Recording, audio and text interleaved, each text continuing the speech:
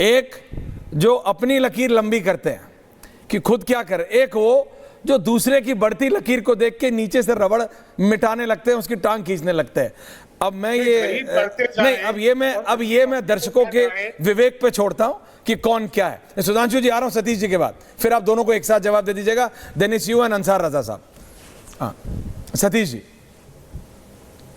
जी मैं तो ये कह रहा हूं कि सुधांशु जी को सुनने में तो बड़ा अच्छा लगता है, लेकिन हमको लगता है वाजपेयी जी के समय कहा जाता था ना कि right man in wrong party.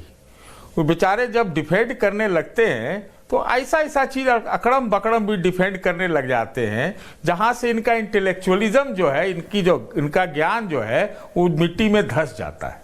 भाई मैं अपनी कहानी बताऊं, मैं जो तेल सरसों का तेल 160 रुपया में खरीदता था, परसों मैंने किराना वाले से पूछा 250 का बता रहा था।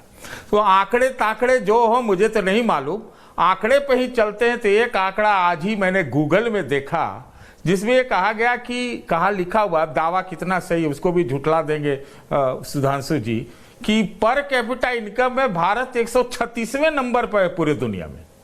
हम तो कहते हैं मैं आप बाइस्ड कहें जो कहें, लेकिन जो फराज साहब ने कहा, जो पंकज जी ने कहा, खास तौर से इकोनॉमिक वाले आंकड़े, मैं उसके ऊपर आंख मूंद के मोहर मार देता हूं। ऐसा कौन सा विकास, कितना जीडीपी ले ले, कितना महंगाई दर ले ले, अरे भाई पूरे देश में क्या नौकरियां हो रही है? ईपीएफ से नौकरी चलता है यहाँ क्या इस देश में? और दूसरी बात पर आ जाता हूं, एक बात, प्रधानमंत्री जी ने कल या परसों एक ट्वीट किया है अपने हैंडल से, है ना, जिसमें हजरत हुसैन के शहादत को एक सही के साथ खड़े होने के लिए कुर्बानी बताया, और उसको सबसे ज्यादा हिट मिला है, सबसे ज्यादा इंप्रेशन है उसका। हमको लगता है ना कि ऑपरेशन सिंदूर के बाद हमको लगता है ये हिंदू मुस्लिम वाला जो चीज है वो हमको लगता है थोड़ा डाउन चला गया। हमको लगता है भारतीय जनता पार्टी प्रयास तो करती रहती है, लेकिन उसको उसमें सफलता नहीं मिल रही है। भाई आप ये बताइए कि आज राजनाथ सिंह जी ने एक बयान दिया है कि ये जो सन्नाटा की शांति है ये आशंका भरा है, मतलब अनसर्टेन है। आज का बयान है चाइना का कि ये दलाई लामा पर, हमारे प्रधानमंत्री पर निशाना साध रहा है। आप समझिए स्थितियां अभी देश के भीतर कैसी हैं, देश के बॉर्डर पे कैसी हैं। हम लोग लगे रहे हिंदू मुस्लिम हिंदू मुस्लिम हिंदू मुस्लिम। अरे मुसलमान जो कट्टरवादी मुसलमान हैं या जो हिंदूवादी कट्टरवादी है, दोनों से देश को इस वक्त अनप्रेसिडेंटेड सुधांशु जी काउंटर पैदा हो गया है। ओके, आरएसएस का एक बयान है वो भी सुन लीजिए। हाँ सुना दीजिए, फिर एक साथ जवाब ले लेता हूं। एक लेकिन आज सुन लीजिए, बोलिए बोलिए बोलिए। आरएसएस का एक, आरएसएस सुन लीजिए ना, आरएसएस का एक बयान है, आरएसएस का बयान है कि जो रीजनल लैंग्वेज में ही पढ़ाई अच्छा है। तो ये जो बवंडर चला पिछले 6-7 महीना, सब ये हिंदी हिंदू हिंदुस्तान से आगे बढ़ जाए, सुधांशु जी बढ़ा हुआ देश है ही, ये कह रहे हैं भाई आरएसएस ने किया, मान लिया। सुधांशु जी। अंसार साहब आ रहा हूं। देखिए सतीश सिंह जी को ये अगड़म बगड़म तिकड़म इंटेलेक्चुअलिज्म पे भाषण देने से बचना चाहिए। अब आप ही की बात बताता हूं। सतीश जी आपने यही बोला ना कि 160 रुपए का मस्टर्ड ऑयल था, सरसों का तेल, जो कि अब आपको 250 रुपए में मिलता है। यही बोला ना आपने। अब मैं दर्शकों से कहता हूं जाके चेक करिए, जब टाइम फ्रेम की बात होगी तो बराबर में होगा ना। 2004 में कितने का था मस्टर्ड ऑयल, पता है आपको? नहीं पता तो मैं बताता हूं, 30 रुपए का था। 30 से पहुंचा 160, कितना बढ़ा? 530%। अब 160 से बढ़ा 250, कितना बढ़ा? 60%। अब आप तय करिए कि महंगाई किसमें बढ़ी। जब आप 10-11 साल में देखेंगे तो उससे पहले के 10 साल में कितना बढ़ा और इसके बाद के 10 साल में कितना बढ़ा। इसीलिए मैं कह रहा हूं, ये अगड़म बगड़म तिकड़म इंटेलेक्चुअलिज्म, इन सारी चीजों से बचने का प्रयास करना चाहिए। अब आइए, आपने कहा पेइंग पावर, ये जो पर कैपिटा इनकम, जब हमारी सरकार आई 74,000 रुपए थी, आज 2,16,000 रुपए। पर आपको पता है परचेजिंग पावर पैरिटी में भारत की पर कैपिटा इनकम दुनिया में 5वें नंबर पे है। आप कहेंगे परचेजिंग पावर पैरिटी क्या होती है, वो मैं बताता हूं आपको। आप पानी की एक बोतल खरीदते हैं, 10 रुपए की मिलती है। $8 के टर्म में देखें तो वो 8 सेंट की हुई। आप अमेरिका में 8 सेंट की बोतल खरीद के दिखा दीजिए, अमेरिका में $1 की मिलती है।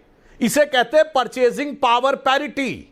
तो जब आप किसी भी देश की पर कैपिटा इनकम देखते हैं तो हिंदुस्तान के आदमी को डॉलर में सामान नहीं खरीदना है। इसलिए देखिए, फिर ये इंटेलेक्चुअलिज्म करिए तो आप पत्रकार हैं तो बिल्कुल ईमानदारी से करिए, मगर इस देश का मुझे इंटेलेक्चुअलिज्म समझ में नहीं आता है। ऐश्वर्य जी, दलाई लामा जो बौद्ध धर्म के सबसे बड़े धर्मगुरु हैं पूरे विश्व में, मगर किसी बुद्धिस्ट को मैंने दलाई लामा के पक्ष में बोलते नहीं देखा।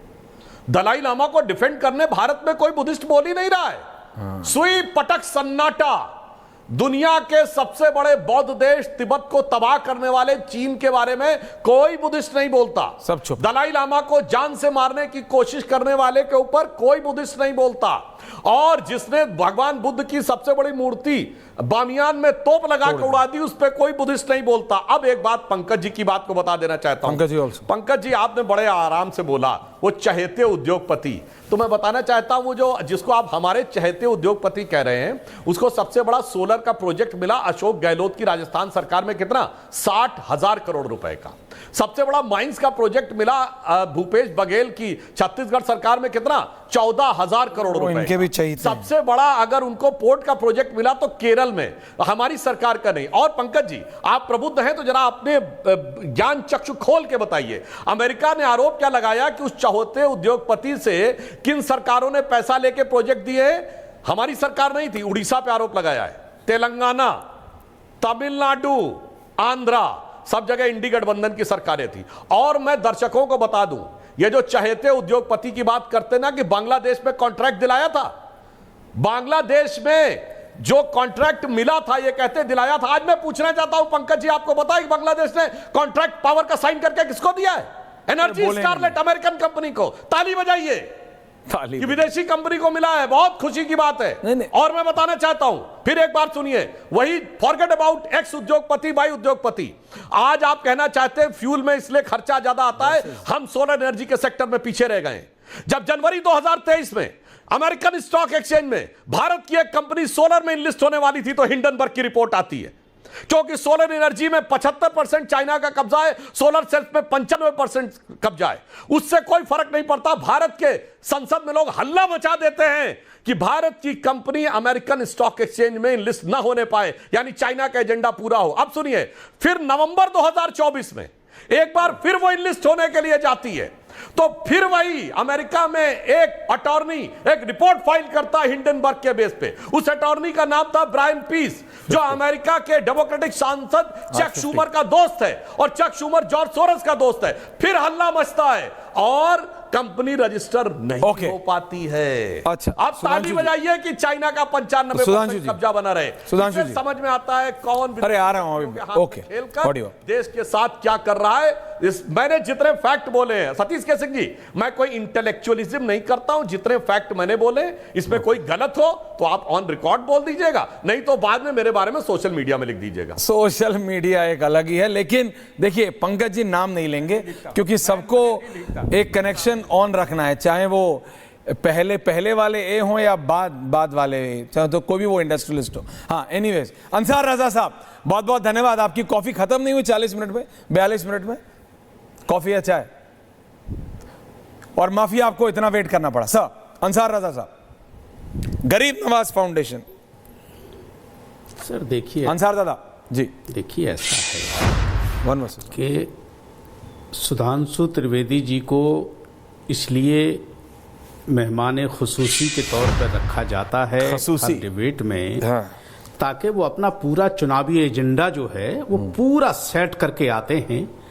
और आप मीडिया वालों की बड़ी नवाजिश कि उनको ज्ञानी बता करके ऐसी जगह पे लाके खड़ा कर दिया है कि आज तक बिल्कुल, अरे मैं बहुत इज्जत करता हूं उनकी, मैं बहुत इज्जत करता हूं, बड़ा सम्मान करता हूं मैं। क्या बात?